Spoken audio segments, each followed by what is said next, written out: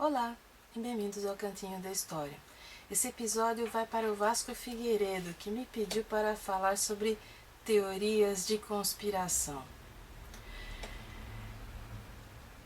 E esse é um tema que às vezes me tira um pouco do sério, porque desde o surgimento da internet, todo tipo de maluquice, paranoia e, por que não dizer, mentira deslavada adquire um tom de legitimidade desde que tenha um número suficiente de seguidores.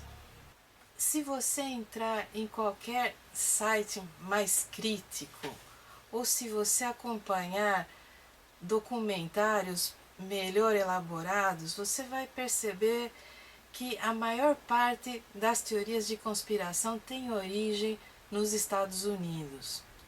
Isso explica-se facilmente.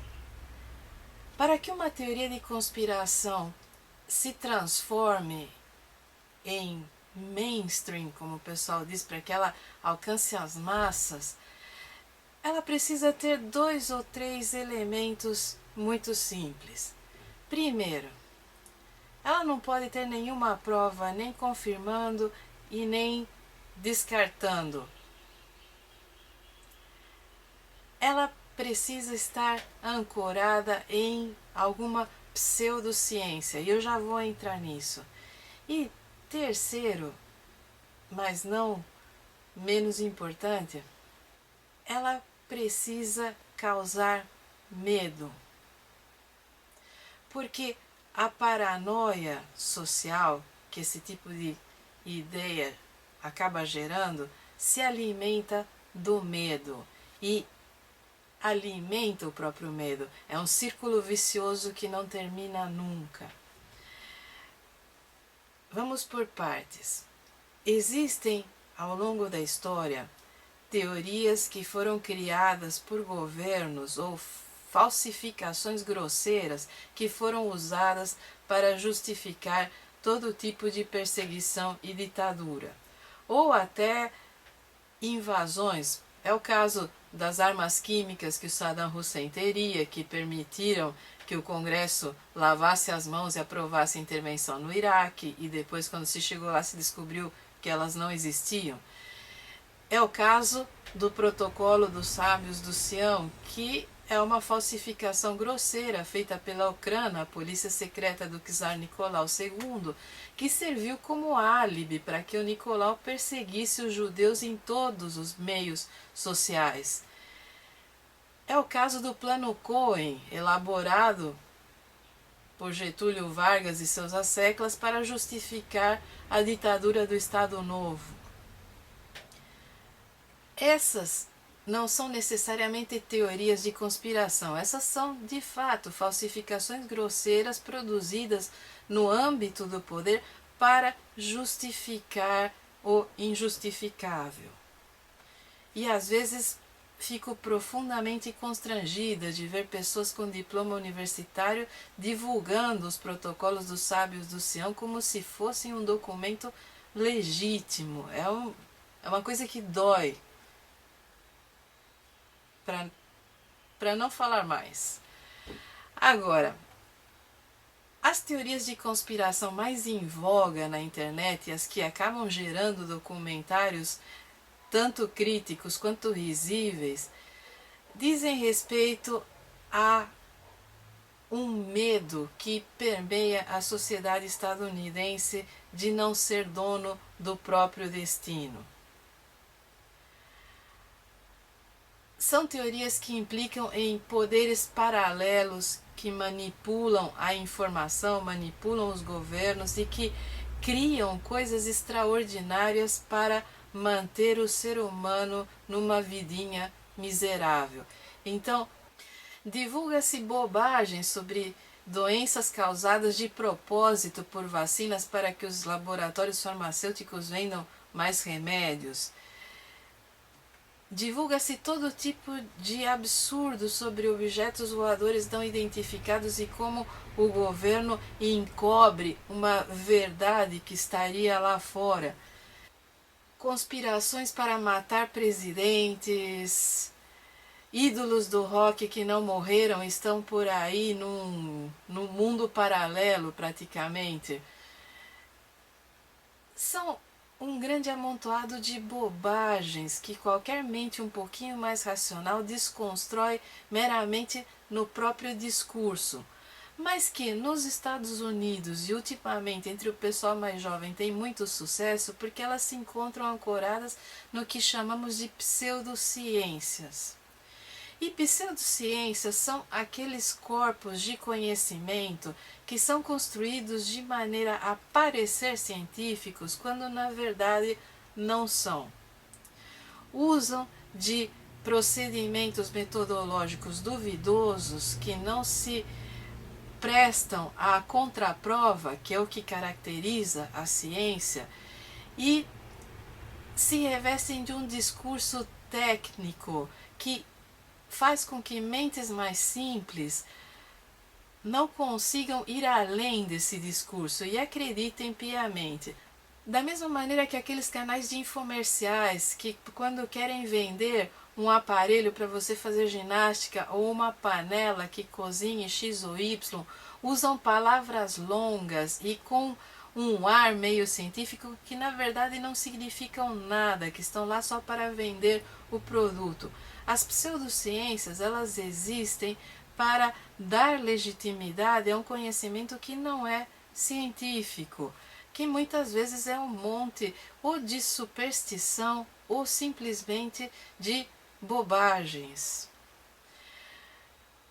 Eu tenho problemas com as teorias de conspiração porque elas alimentam um aspecto que é característico da sociedade estadunidense, que é governar pelo medo.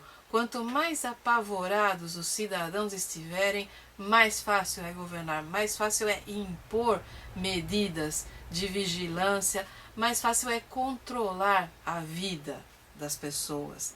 E isso aconteceu diante dos nossos olhos depois do 11 de setembro. Uma sociedade que se dizia livre abriu mão de todos os direitos constitucionais relevantes, menos o porte de armas, para se proteger do terrorismo.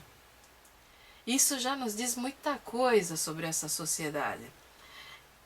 E devemos pensar que é uma sociedade que, em quase metade dos estados do país, recusa o ensino da evolução na escola, mantém políticas racistas e homofóbicas e xenofóbicas também. É uma sociedade que vive para si, que não se importa com o resto do planeta a não ser no que pode pilhar. Quando a mentalidade dessa sociedade encontrou a internet, foi como um casamento idealizado no inferno, eu diria. Porque cada maluco que acreditava em uma determinada teoria, talvez própria ou talvez de meia dúzia de seus amigos, acabou encontrando um fórum para se expressar e ajuntar e atrair mais paranoicos. Eu não digo com isso que todo mundo que desconfia do governo ou que desconfia das grandes corporações seja maluco. Pelo contrário, é saudável desconfiar. É saudável procurar as intenções ocultas nas instâncias do poder, tanto político quanto econômico. O que não é saudável é acreditar em sociedades secretas que vêm desde a Suméria, ou o Antigo Egito, ou a época medieval, e que selecionam suas linhagens genéticas e produzem líderes e manipulam a sociedade e a economia. É quando muito renegar tudo o que a história significa, tudo o que a ação humana significa.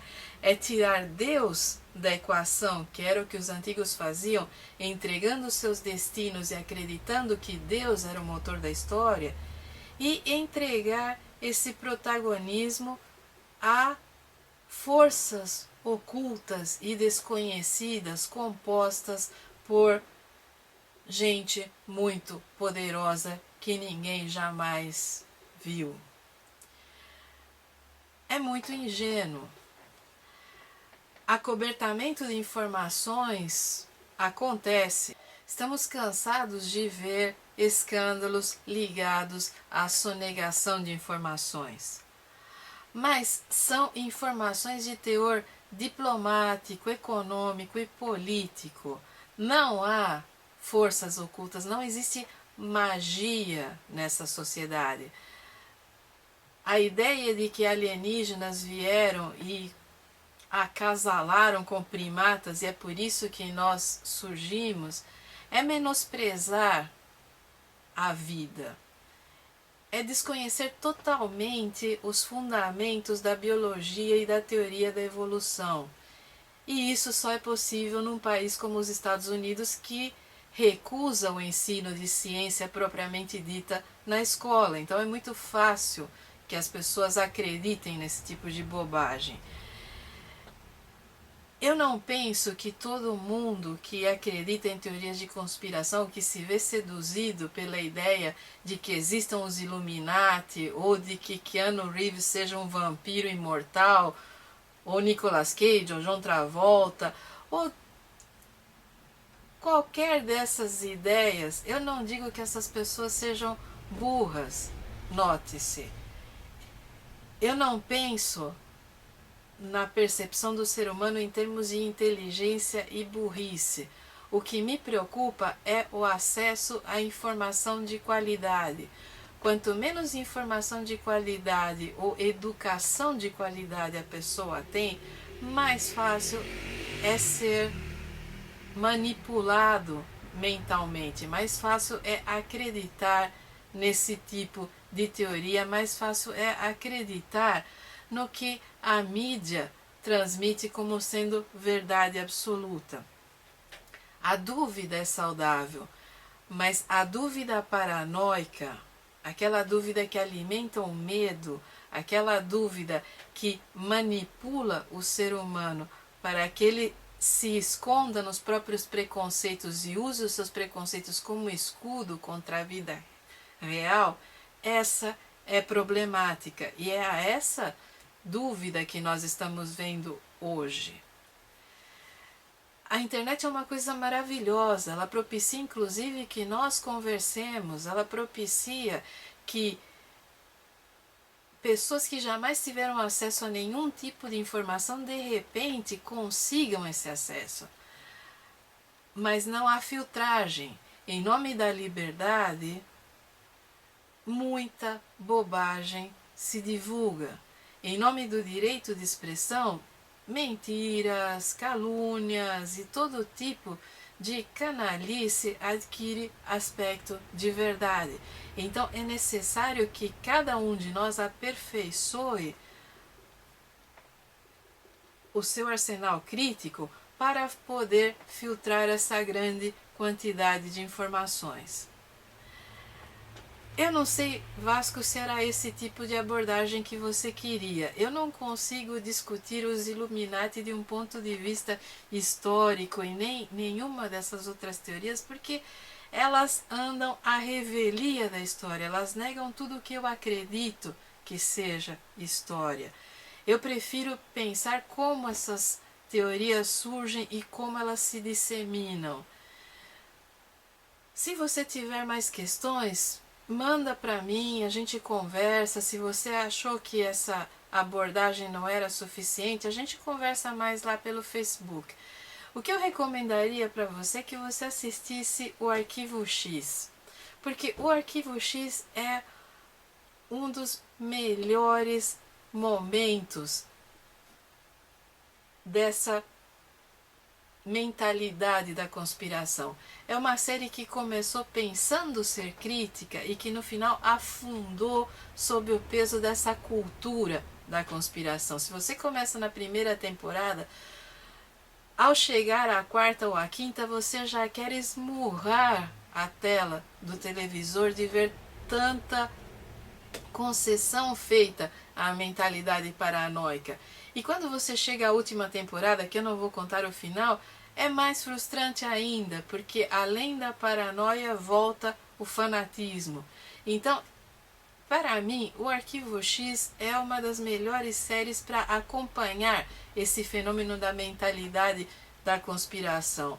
E eu recomendo que todo mundo que se interessar assista, porque é imperdível. E vocês já sabem, tanto o Vasco quanto vocês que me acompanham. Eu estou no Facebook, na página Cantinho da História e no meu blog que vai passar por aqui. Qualquer dúvida, qualquer sugestão, podem mandar que eu respondo.